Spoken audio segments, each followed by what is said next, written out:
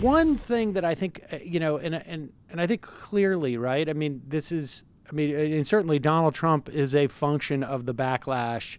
Donald Trump's a claim, at least, and this, I shouldn't say claim, but his political salience, I guess, is a function of Barack Obama, almost, like a one-to-one relationship, right? I mean, it was his birtherism.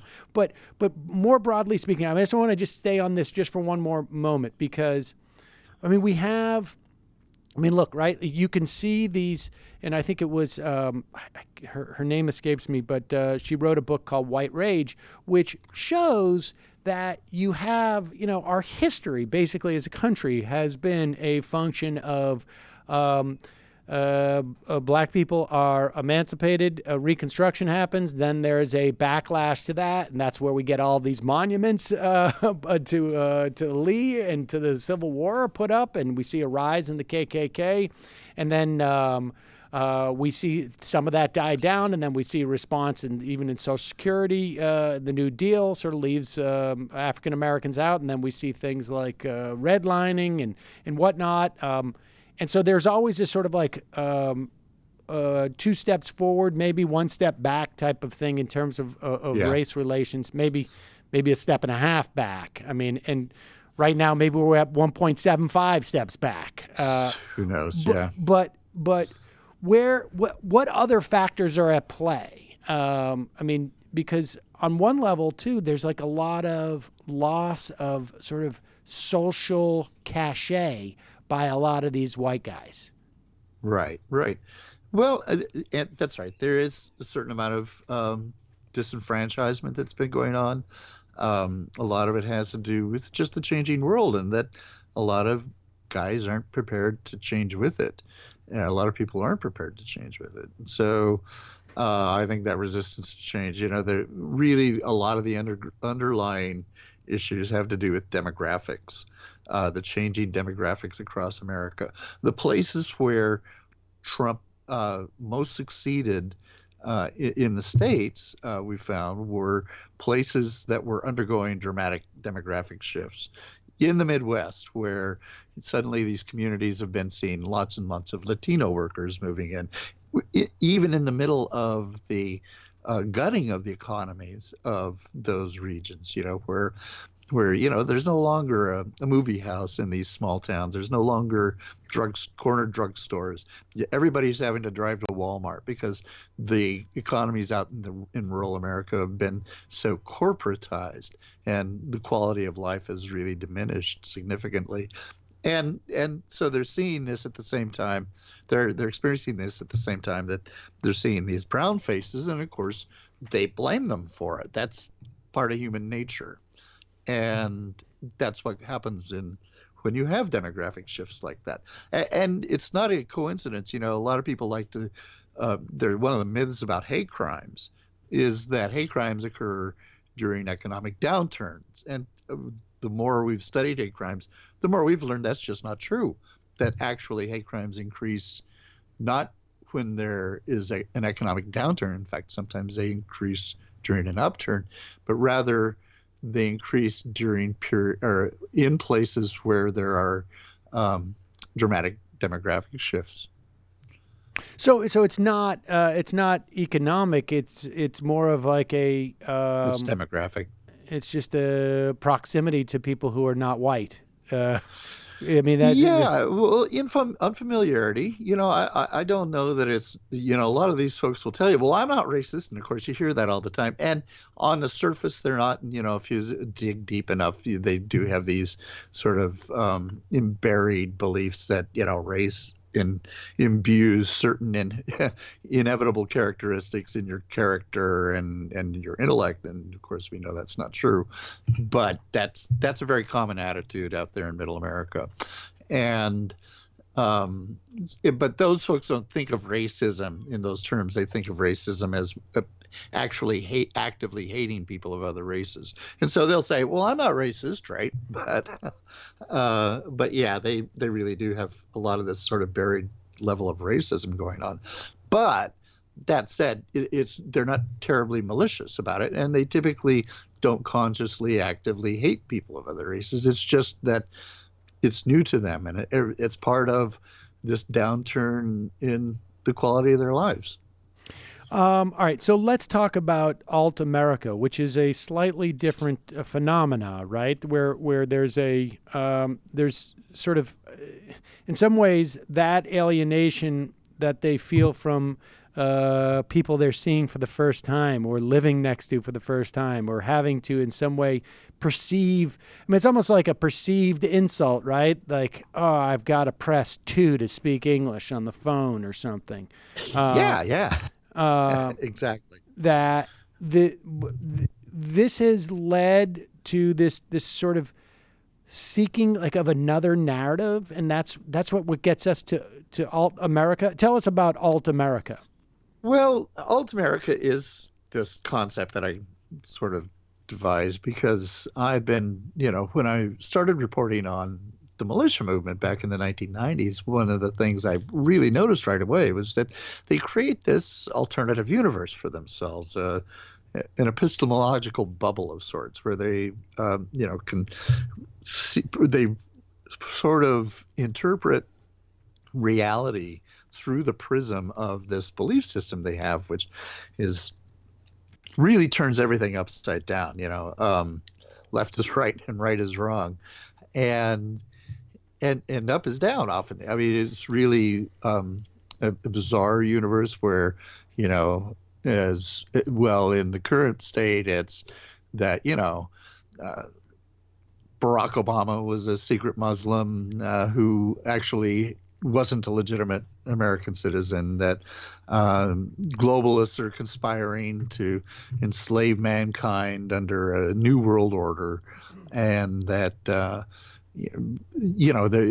all of the various that one's things true. that they well, it is I mean, all you have to do is listen to Alex Jones to get a taste of all the various conspiracy theories.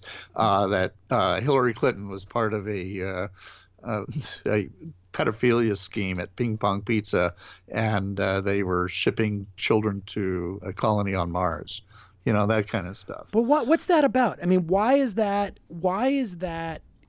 gaining credence? Like, why? Go ahead. It's about authoritarian personalities. What really is common to all of these folks, especially the people who subscribe to conspiracy theories, is what we call right-wing authoritarian personalities. And there's really been just a huge increase in authoritarianism in America. A lot of it has to do with the spread of right-wing media, such as Fox News, as well as I think a lot of the fear-mongering has gone with it since 9/11, and years and years of conditioning people to be fearful.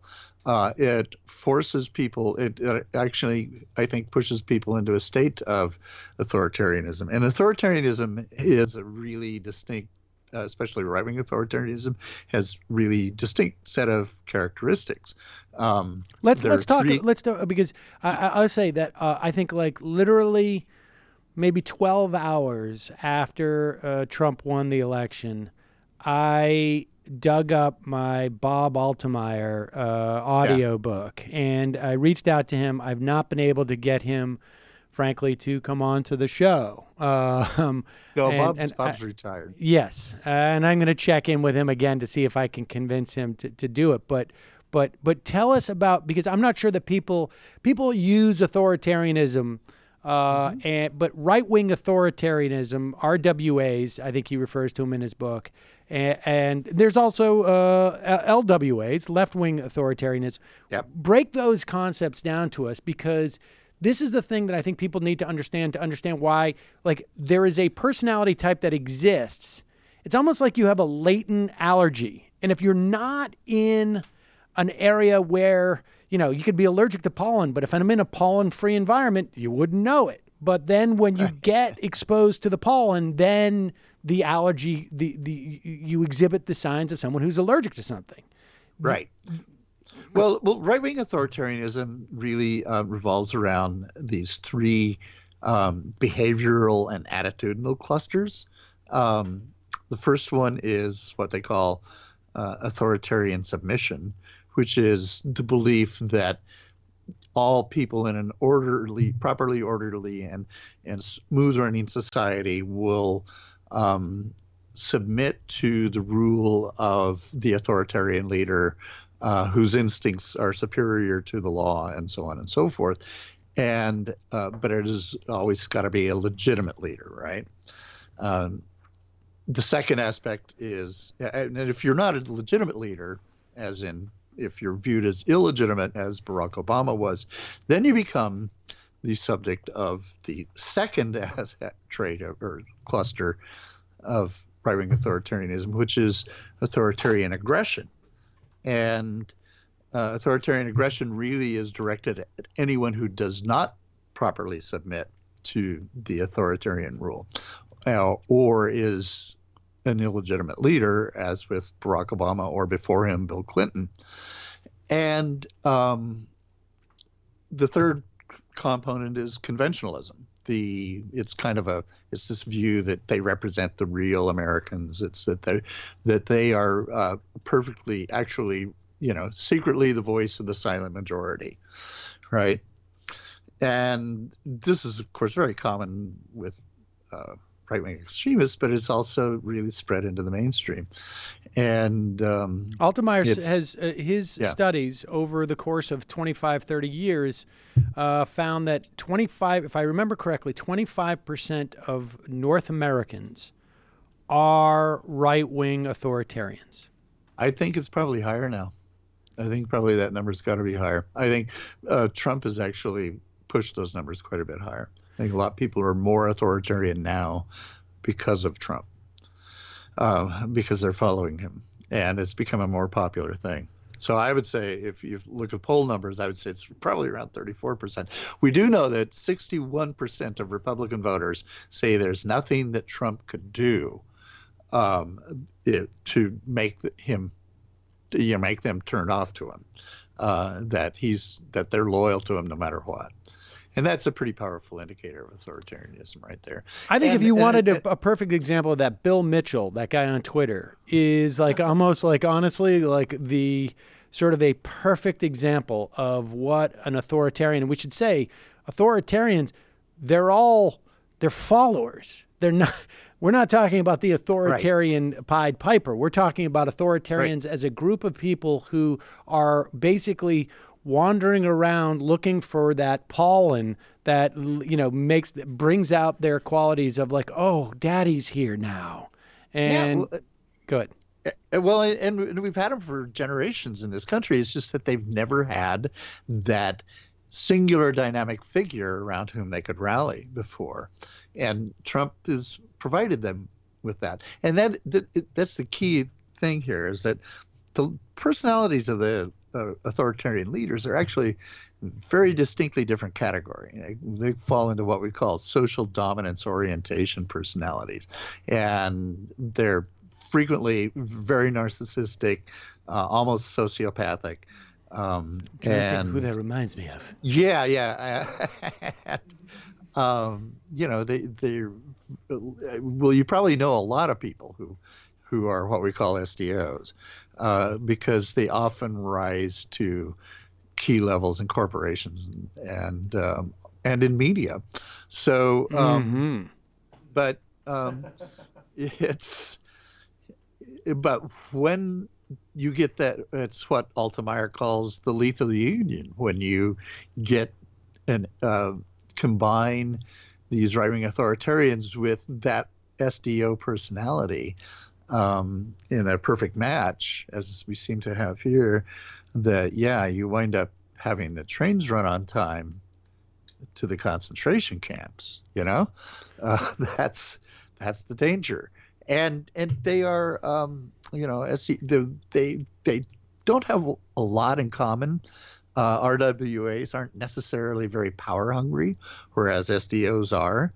And but the one thing they really have in common, is their really shared value, is they don't believe in equality. They believe inequality is the natural state of man, and that efforts at achieving equality of opportunity, equality of justice under the law, and so on and so forth, are sucker words. These are sucker concepts, and they're not going to fall for it.